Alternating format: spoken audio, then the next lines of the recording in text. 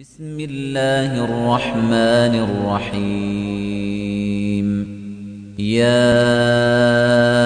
أيها الذين آمنوا لا تقدموا بين يدي الله ورسوله واتقوا الله إن الله سميع عليم يا أيها الذين آمنوا لا ترفعوا أصواتكم فوق صوت النبي ولا تجهروا له بالقول كجهر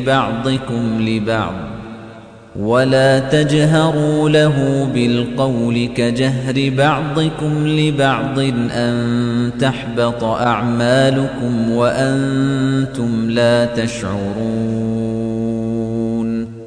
إن الذين يغضون أصواتهم عند رسول الله أولئك الذين امتحن الله قلوبهم للتقوى لهم مغفرة وأجر عظيم إن الذين ينادونك من وراء